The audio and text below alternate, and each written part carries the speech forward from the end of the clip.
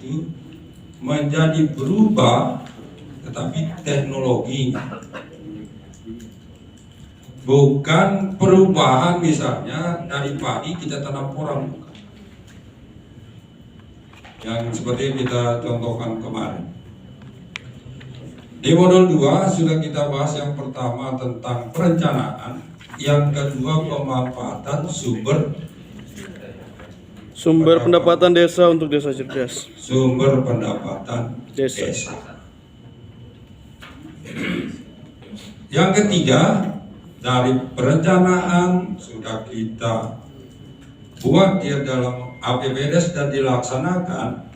Sekarang ini kita bagaimana melakukan pengawasan terhadap dana pelaksanaan anggaran di tingkat desa.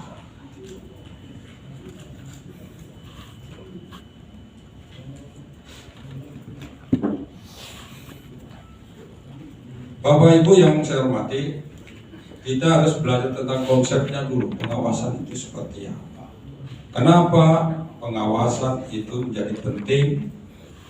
Karena manusia saja, Allah itu tidak bisa mencatat semuanya apa yang kita lakukan. Allah itu tidak bisa mengingat semua apa yang kita lakukan. Maka ditaruhlah malaikat di samping kiri dan kanan kita kalau kita muslim. Maka perlu dicatat, dilaporkan.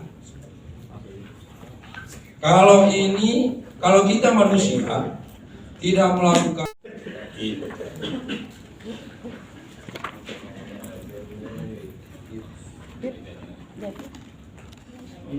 Silakan. Membandingkan perencanaan dengan pelaksanaan. Membandingkan Ican ya, Ican.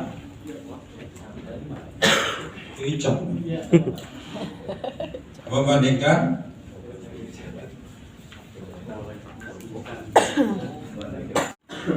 jadi kenapa desa itu harus diawasi?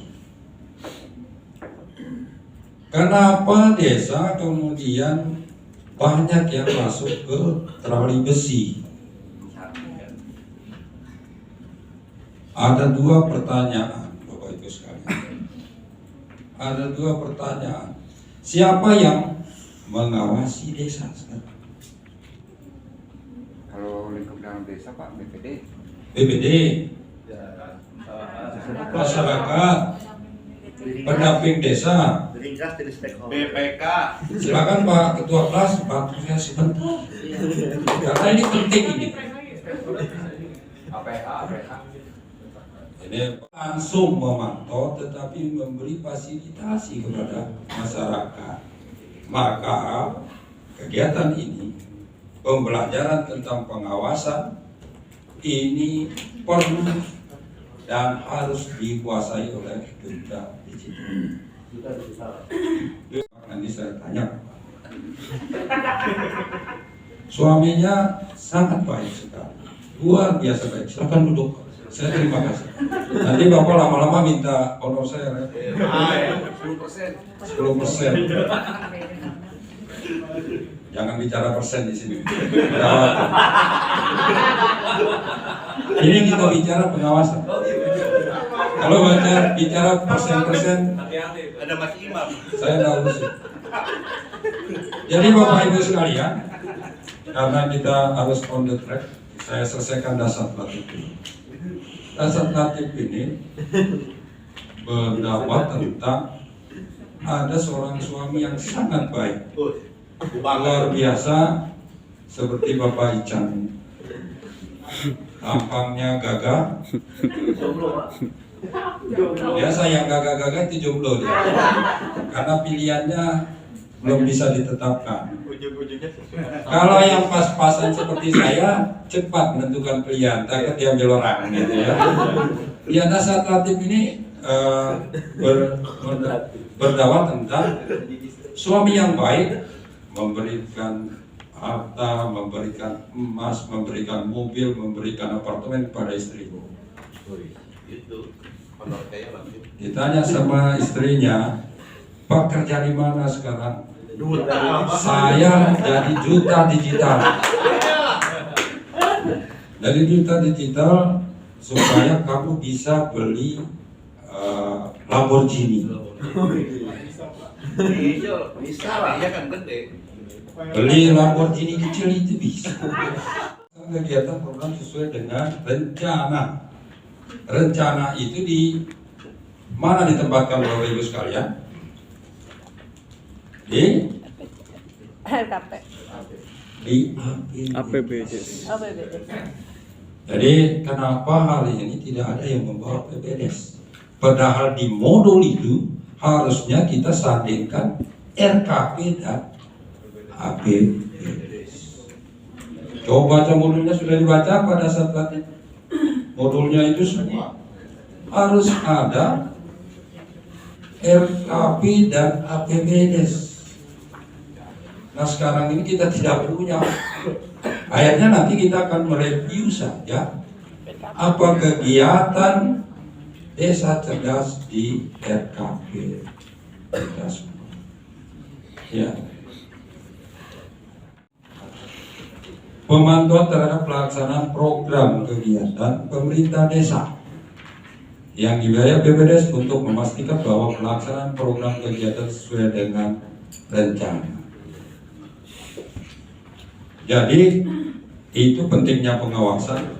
Outputnya ada informasi tentang kesesuaian rencana dan hasil. Artinya hasil ciuman pada saat ratib tadi itu bisa dirasakan, oh aromanya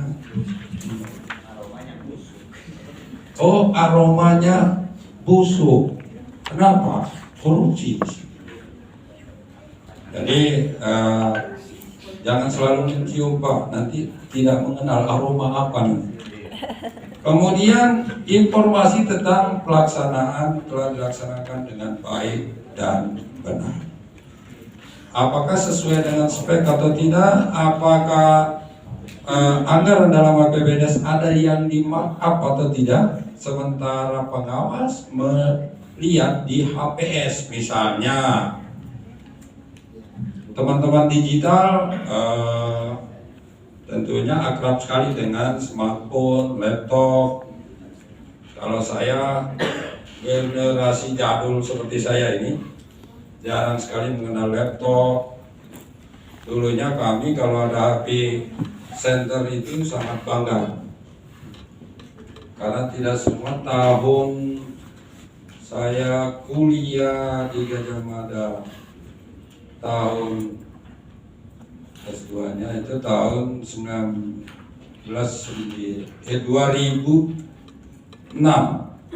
itu pun masih pakai HP center. 2006 pakai HP center. Bayangkan tahun 2006 saja kita belum kenal yang namanya Android. Jadi kalau mau murah SMS terus sampai rusak tangan ini. Pelitok lah. Iya. Jadi sekarang sangat mudah kita melakukan pengawasan. Cek RKP, cek APBDes, lihat di lokasi dilaksanakan atau tidak. Kemudian karena sulitnya kita mengakses, Bapak Ibu, mengakses karena tidak sembarang orang bisa menerima laporan pertanggungjawaban. Jadi laporannya kemana nanti akan kita bahas kemudian. Itu 3 saja Bapak Ibu sekalian: memantau, menilai, dan melaporkan temuan. Tidak ada pun temuan harus dilaporkan. Ya, tidak ada pun temuan harus dilaporkan. Kenapa? Karena akan menunjukkan tingkat akuntabilitas pemerintah. Ya, itu kerjanya orang pemerintah. Akan menunjukkan tingkat akuntabilitas pemerintah. Dia beropini WTP,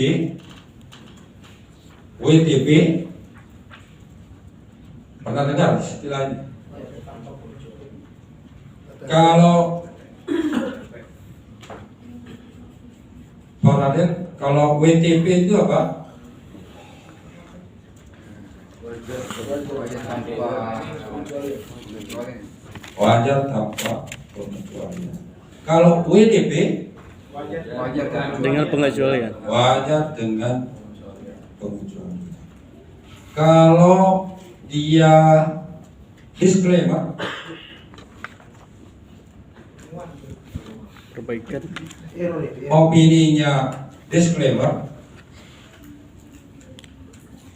itu artinya diperiksa tetapi tidak ada pendukung bukti-bukti yang jelas, maka harus diaudit kembali. Kalau pemeriksa menyatakan disclaimer, desa harus diaudit Kembali. dan sangat mudah bagi masyarakat untuk memasukkan dia ke APH. Ya Bapak Ibu, ada pertanyaan? Nah, mengembalikan itu Pak, larinya kemana Pak? Apakah ke inspektorat kah atau ke negara kah atau kemana Pak? Iya, ada yang bisa bantu. Jangan dasar lagi terus. Beliau sudah membaca doa kita. Jadi tadi Ibu Novi sudah membantu kita tadi. Sadam belum. Pak Sadam, Pak, luar biasa. Iya, Pak Sadam. Ini ada kasus. Ada markup lah bisa. Salah spek lah, harusnya dia beli 100 juta, hanya 50 juta. Kemana uang yang 50 juta, Pak Sadam? Ini sudah ada temuan inspektorat loh. Pak Kades gimana Pak Kades? Jadi dana desa itu dalam proses pengadaan barang dan jasa itu ada namanya proses negosiasi. Ini mic buat Pak Sadam. Khusus. Ya. Jadi Bapak Ibu, pada proses pelaksanaan dana desa itu ada namanya proses negosiasi barang dan jasa. Jadi kalau pekerjaannya 100 juta tidak dicairkan, maksudnya begini. Jadi kalau 100 juta hasil negosiasinya 97 juta, maka yang ditarik oleh bendahara desa itu hanya 97 juta, sehingga 3 juta itu harusnya tetap berada di rekening desa dan pada saat APBDes perubahan itu digeser ke kegiatan lain. Nah, tapi kalau dia tarifnya tetap 100 juta, kemudian setelah pemeriksaan ternyata harga barangnya hanya 50 juta, maka dia markup, berarti uangnya diambil. Begitu Pak kira-kira. Iya, kita beri aplaus dulu Pak Sadam. Rupanya tadi malam beliau, Pak Kades ini bingung uang dari mana. Panggil istri Ibu, Masmu dulu, Bu Novi, dikade dulu. Karena saya tidak makan uangnya, yang makan itu Pak Rama katanya. Kenapa dimakan Pak Rama? Saya tidak tahu, dia kontraktornya waktu itu. Terpaksa Bu, jadi jangan berjodoh lagi sama Bapak Kaisar, Bu Novi. Bu Novi minta emasnya dulu, saya gadaikan. Akhirnya hasil penjualan emas itu kemana dikembalikan? Ke kas desa. Ya, Desa dulu. uang itu akan menjadi silpa desa. Itu dia Pak Kaisar. Bukan, Semuanya Pak. semuanya 50 juta hasil temuan saja, bukan dikembalikan ke kas Negara. atau negara. Negara. Dikembalikan ke kas desa menjadi silpa desa yang akan digunakan pada tahun anggaran berikutnya. Jelas ya? Sedikit bercerita saja Pak. Iya. Jadi saya ingat kejadian di salah satu desa lokus saya yang beberapa bulan lalu lah. Tapi per hari ini kepala desanya sudah masuk. Jadi pada saat awal saya masuk ke desa lokus saya tersebut, bukan kayaknya sih, memang dari info dari Sekdes, kepala desanya sedang masa disclaimer. Jadi dia tidak ditugaskan selama 90 hari. Sementara posisinya yang tahu terkait pengajuan Smart Village ini itu adalah kepala desanya itu. Semua perangkat desa yang ada di dalamnya tidak tahu siapa yang ditunjuk sebagai kader digital. Makanya kemarin saya sempat ada terlambat di desa tersebut. Tapi alhamdulillah per hari ini kepala desa tersebut sudah mulai bertugas kembali. Dia kurang lebih masa pemeriksaannya 90 hari. Mungkin ada proses-proses yang akhirnya beliau menjadi yang bertanggung jawab pada proses pekerjaan itu. Mungkin di situ. Ya pekerjaannya apa itu? Saya tidak masuk terlalu dalam dengan itu karena mungkin persoalan internal. Bapak masuk di luar saja. Kan mesti ada apa persoalannya? Kenapa dia sampai diperiksa? Kenapa dia diperiksa? Saya belum masuk. Iya, jadi persoalan yang sangat mencuat di Indonesia ini sekarang Bapak Ibu sekalian sebagai bahan kita di lapangan. Yang pertama kasus BLT. Apa BLT ini? Bantuan langsung tunai sesuai dengan Perpres nomor 104 tahun 2020. Perpres ini dikeluarkan untuk menanggulangi dampak dari COVID-19. Maka diberikan BLT minimal 40% untuk setiap desa. Untuk tahun 2023 sesuai dengan Permendes nomor 8 tahun 2022 untuk tahun 2023 BLT diwajibkan ada di tingkat desa maksimal 25%. Di Perpres 104 40% minimal, artinya tidak boleh kurang dari 40%. Sekarang itu maksimal 25%, boleh kurang dari 40%. Jadi semua kepala desa seantero Indonesia ini menyatakan seperti ini. Di desa diawasi, mengapa desa diawasi? Itu untuk memastikan saja bahwa itu sudah terlaksana. Untuk diingat Bapak Ibu, ini penyelewengan dana desa. Ada yang menarik Bapak Ibu sekalian? Dana ini yang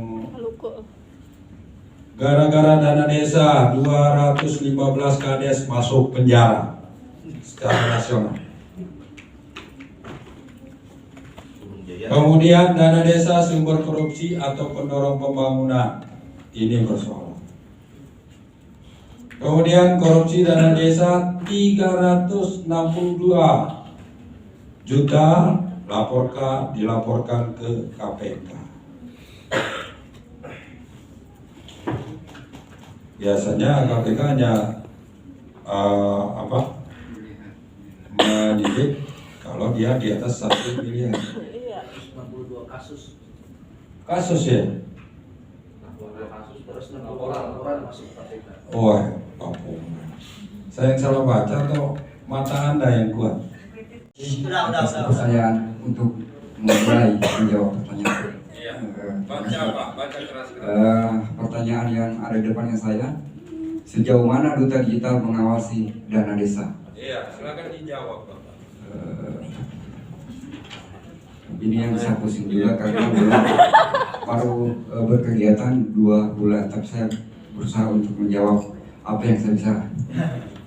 Jadi gini Pak, Duta Digital itu untuk khususnya Duta Digital untuk masuk ke dalam proses pengawasan itu belum ada legalitas. Adapun legalitas dalam artian bukan yang tertulis, tapi kalau untuk sharing atau untuk sebagai bagian dari stakeholder pengawas di Pemdes itu sah-sah saja boleh, itu Pak. Jadi misalnya mengawasi ketika misalnya ada informasi awal, dia juga bisa untuk sharing kepada BPD. Untuk itu Pak, untuk informasi, kepailitan informasi Pak. Iya. Baik, terima kasih. Pengawasan ada berapa jenis? Jadi jawab, Pak. Baik Bapak Ibu, jadi pengawasan itu ada pengawasan internal, ada pengawasan eksternal. Jadi pengawasan internal itu dilakukan oleh dalam satu organisasi, misalnya desa berarti BPD, kalau pemerintah daerah berarti inspektorat. Kemudian pengawasan eksternal itu dilakukan oleh pihak dari luar seperti BPK. Kemudian pengawasan itu ada pengawasan preventif dan ada pengawasan represif. Iya, orang belajar. Ya, lanjut. Jadi pengawasan preventif itu dilakukan sebelum pelaksanaan suatu pekerjaan. Jadi di tahap rencana. Kemudian pengawasan represif itu dilaksanakan pada saat berjalannya kegiatan. Jadi begitu Pak. Ya, plus untuk Pak Sadar. Dengan melakukan pembinaan dan pengawasan itu adalah camat dan inspektorat. Camat dan inspektorat melakukan binwas dan binwas itu sejak perencanaan APBDes. Dari APBDes itu direncanakan itu harus mendapatkan verifikasi dari camat dan inspektorat.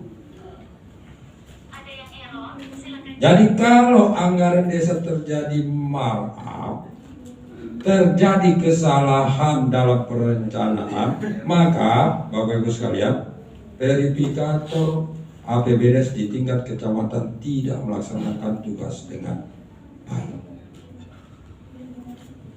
Hitung sampai dengan 8, Mas. 1, 2, 3, 4, 5, 6, 7, pas. Kan pas ya? Iya. 8 ya. Ya, silakan Pak Kades yang gagah menyampaikan pertanyaannya. Memang kades betul. Saya kades swasta sebetulnya Pak. Pertanyaannya bagaimana mekanisme pengawasan? Yang saya ketahui mekanisme pengawasan itu terdiri dari 3 prosesnya. Yang pertama memantau, kemudian yang kedua melakukan penilaian, yang ketiga adalah melaporkan hasil-hasil temuan kepada pihak yang berwenang. Pak Kades sudah terbiasa terperiksa, jadi gampang sekali jawabnya.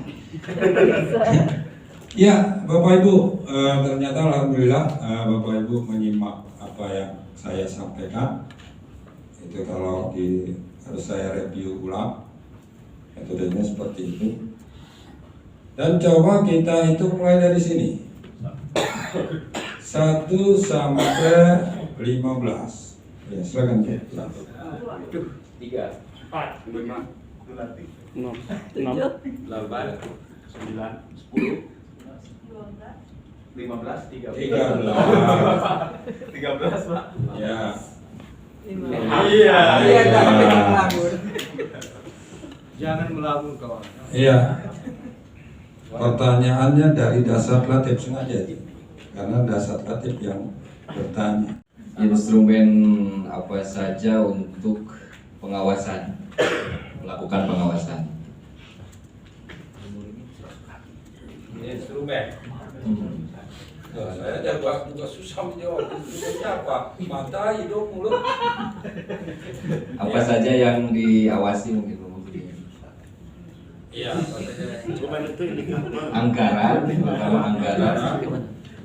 kemudian laporan, kemudian kita observasi lapangan. Observasi lapangan. Tahapan-tahapannya kayak gitu. Hah? Memori? Selesai. Iya. Upload dulu. Iya. Pengawasan. Ini kan sebenarnya kalau mekanisme diatur di dalam Itu instrumen. Yang itu mekanisme. diatur dalam regulasi. Iya, regulasi. Soalnya regulasinya saya belum baca itu. Jadi Bapak mikirnya ke rumah padahal Bapak jomblo. Itu sudah dijawab sama Kades Kaisar itu. Bapak kemana tadi? Ingat-ingat terus, Pak.